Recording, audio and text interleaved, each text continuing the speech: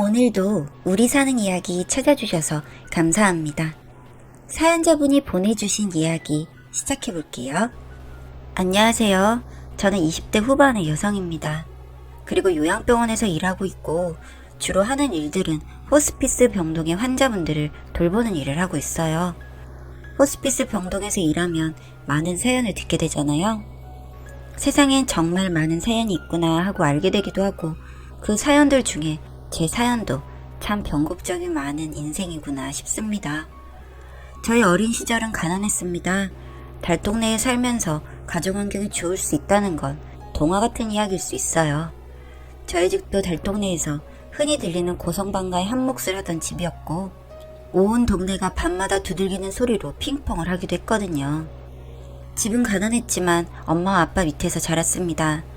아빠는 저희 집 소유물 중 가장 비쌌던 트럭 한 대를 몰며 야채 배당을 하면서 벌은 돈으로 매일같이 술을 마셔댔습니다. 가끔씩 아빠가 엄마한테 던져주는 돈을 볼 때면 어린 제가 셀 수 있는 금액이었어요.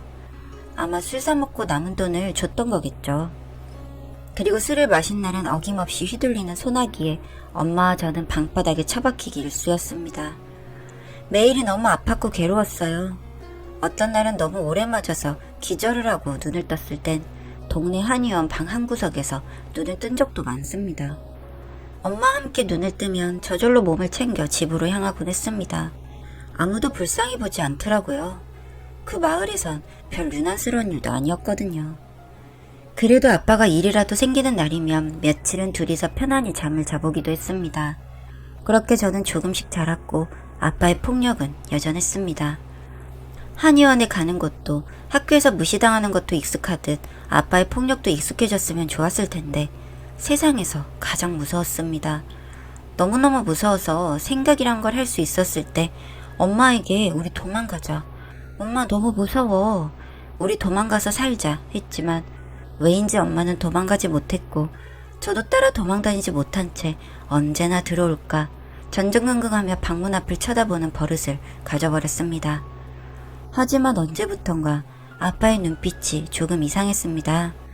엄마가 주방에 간 사이에 저를 쳐다보곤 했는데 저한테 손을 뻗으려다 주방에서 무슨 소리라도 들리려 치면 흠칫 손을 거두는 모습에 심장이 하늘로 솟았다가 떨어지기를 반복했습니다.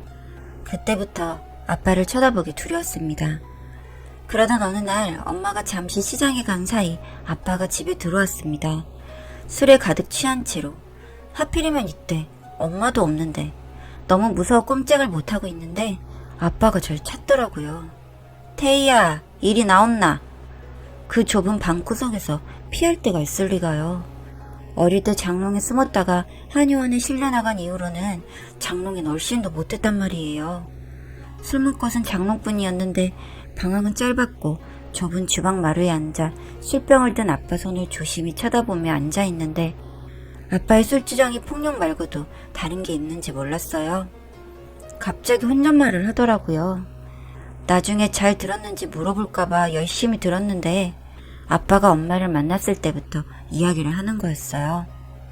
아빠가 엄마를 알게 되고 너무 사랑하게 된 때에 엄마는 이미 사랑하는 사람이 있었고 그 사람의 아이까지 태중에 가진 때였다고. 엄마를 너무 사랑해서 다른 사람 주기에는 죽기보다 싫었다고. 자신이 더 잘해줄 자신이 있었다고. 그렇게 원하지 않는 엄마를 강제로 보쌈해서 머나먼 타지까지 데리고 왔다고 했어요. 그리고 태어난 게 저. 강제 보쌈해어도 데리고 왔고 딸도 낳았겠다. 자신이 잘하면 될 줄 알았다고 했어요. 그럼 엄마도 아빠를 사랑해줄 거라고. 하지만 엄마는 한 톨만큼의 정도 주지 않았고 돌려받지 못한 정에 되려 화를 내기 시작한 건 본인이었다고 말하더라고요. 엄마가 도망 못 가는 이유가 저 때문이라고 하면서요. 전 이해가 안 되더라고요. 아빠의 일방적인 폭행에 아파하는 건 저희 모녀였지만 저에 대한 엄마의 사랑은 느껴보지 못했어요.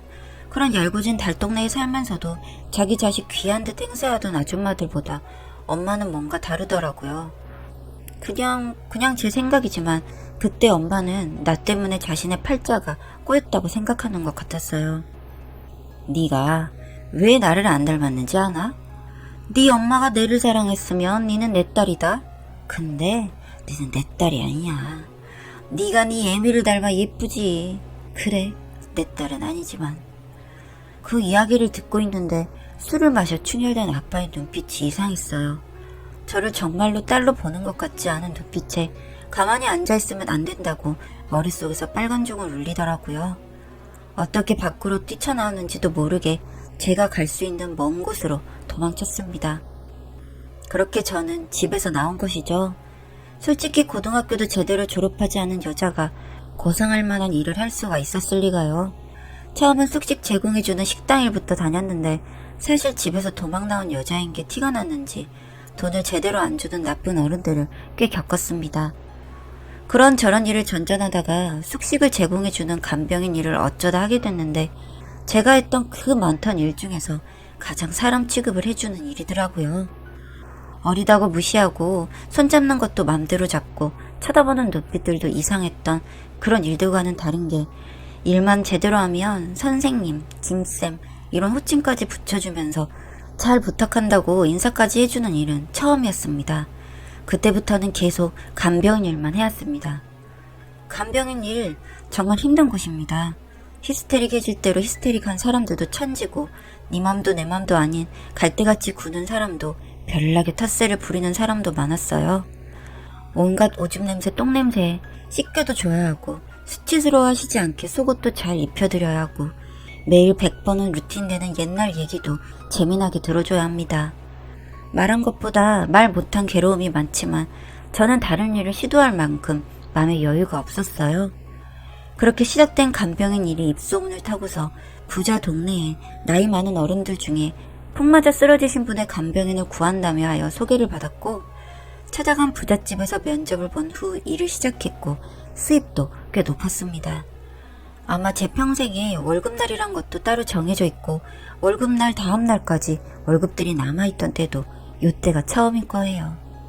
그리고 간병하던 분이 편안한 임종을 맞이하셨는데 저는 또 다른 곳을 찾아야 한다는 생각에 조금 막막했습니다. 그런데 감사하게도 그 집에서 또 다른 부잣집을 소개해 주셨어요. 이번에 간병하게 될 분은 루게릭병이 진행된 분이었고 이미 목 아래로는 감각이 없어 아무것도 할 수 없는 상태라고 오랜 시간 간호가 필요한 분이라고 했었어요.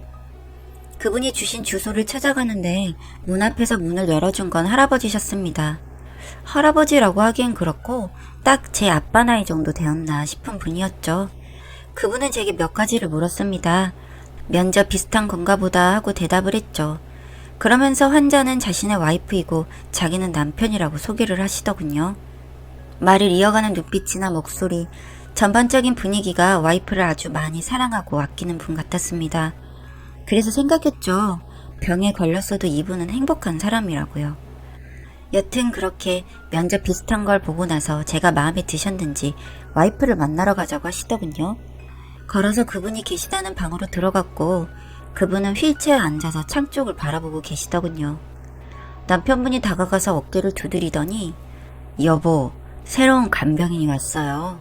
얼굴 보고 인사할까 우리? 참 다정함이 뚝뚝 묻어나는 분이시더군요. 여튼 그렇게 그분과 처음 인사하기 위해 다가가는데 저는 충격에 다리가 풀려 주저앉을 뻔했습니다. 너무나 익숙한 얼굴, 나이는 들었지만 분명 그분은 제 엄마였어요. 엄마도 저를 보고 알아보신 듯이 놀라신 표정으로 절 바라보더니 눈물을 흘리기 시작했습니다. 갑작스럽게 눈물을 흘리는 와이프를 보고 놀란 듯 왜 그러냐고 하시더니 저보고 좀 나가 있어 달라고 하시더군요. 저도 워낙 놀란 상태이다 보니 혼자서 거실 소파에 앉아 숨을 고르고 있었습니다. 도대체 엄마가 왜 여기에?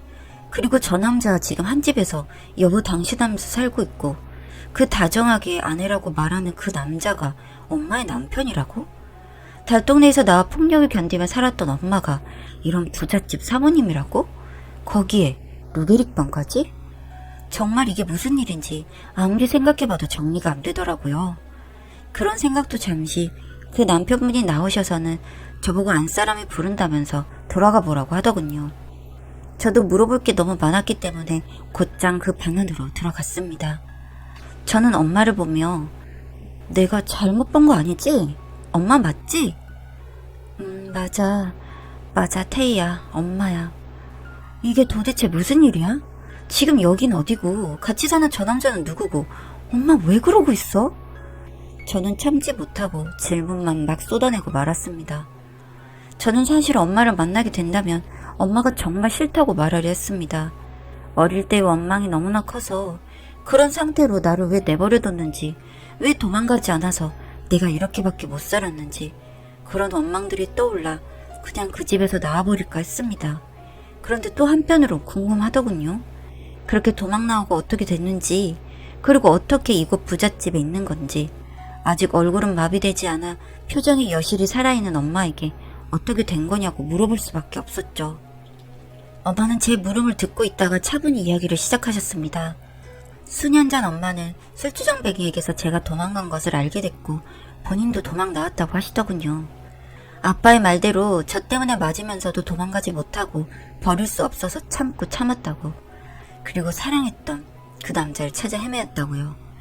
하지만 이미 그분도 결혼을 한 상태였는데 엄마가 갈 곳이 없어서, 그러니까 제 친아빠에게 의탁을 부탁했는데 알고 보니 제 친아빠도 살고 있던 그분과는 원치 않는 결혼이었다고 합니다. 그래서 뒤늦게 다시 만나 그분이 엄마에게 고백을 했다고 합니다. 아직 잊지 못하고 사랑하고 있다고요. 지금 이분과는 원치 않는 결혼이었기 때문에 한순간도 행복한 적이 없었다고요. 이 여자 역시 나와는 그저 겉으로만 부부인 척 살아가고 있다고요. 그러니 이제라도 남은 삶은 당신과 함께하고 싶다고 하셨다고 합니다. 그리고 엄마는 고민 끝에 제 이야기를 꺼내놓으셨다고 했습니다. 사실 그때 말도 못하고 어떤 남자에게 보쌈당하듯 끌려가서 소식도 못 전했지만 그 당시 뱃속에 당신과 내 아이가 있었다고요. 그 사실을 알고 두 분은 저를 찾아보려고 준비를 하고 있었는데 하필 그때 엄마에게 병이 찾아왔다고 했습니다. 우선은 사람을 낫게 하고 같이 오래 살고 싶었기 때문에 두 분은 저보다도 엄마의 병에 좀 더 신경을 쓸 수밖에 없었다고요. 생각보다 병이 빠르게 진행이 되어서 정말 하루하루가 만나서 행복하면서도 슬프고 하늘이 원망스럽고 그랬다고요. 그리고 그 친아버지는 절 면접봤던 그분이라고 하시더군요. 사실 그동안 나를 그 폭력 안에서 구해주지 않았던 엄마에 대한 원망이 가득했는데 저를 찾으려 했었다는 그 말에, 미안하다는 그 말에 마음이 조금 나아졌습니다. 날 완전히 버리고 방치한 게 아니었다는 게 그게 뭐라고 제 마음속 원망을 잠재워주더군요. 그리고 사실 모든 잘못은 엄마를 납치하고 저를 딸로 보지 않기로 한 그 괴물 같은 놈 때문인 거니까요. 그날 엄마와 저의 떨어져 살았던 기간 동안의 속갯말 이후로는 더 말도 못하고 서로 눈만 마주치며 울기만 하던 때 조용히 엄마의 남편분, 즉 제 친아버지가 들어오셨습니다. 둘의 이야기가 길어지자 들어오신 것 같더라고요. 저와 엄마가 둘이 눈물을 흘리며 울고 있는 모습을 보고 많이 놀라신 듯 했지만 저는 그분에게 설명을 드릴 여력이 없었습니다. 엄마가 목소리를 가다듬고 말씀을 시작하시더군요.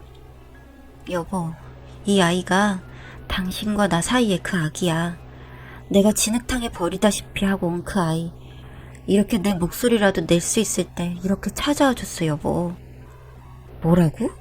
태희 씨가 내 딸이라고? 맞아, 우리의 아기야.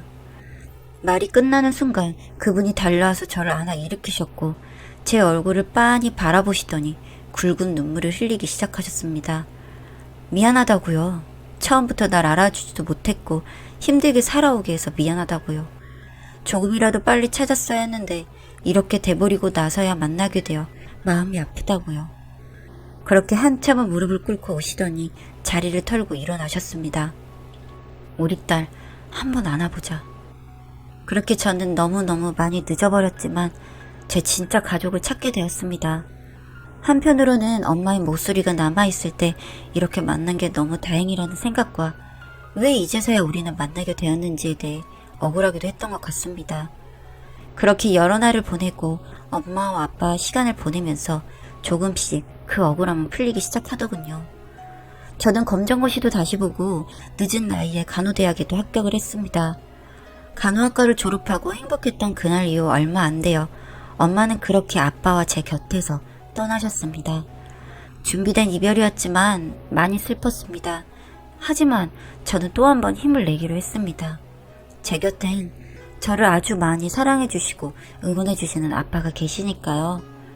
나를 전혀 사랑하지 않는 것 같다고 생각했던 엄마가 사실은 날 많이 사랑했었고 여기에 아빠의 정까지 느낄 수 있게 해주신 것에 감사합니다. 아빠와 함께 엄마를 지극정성으로 간호했듯 이제 남은 삶은 하나뿐인 아빠를 위해서 효도하며 살아가려고 합니다. 그리고 저는 현재 과거에 간병인으로 일했던 경험을 살려 호스피스 병원에 취업하게 되었습니다. 마지막으로 들러가는 이 공간에서 저는 많은 분들에게 사랑을 드리려고 합니다. 여기까지 봐주셔서 감사합니다.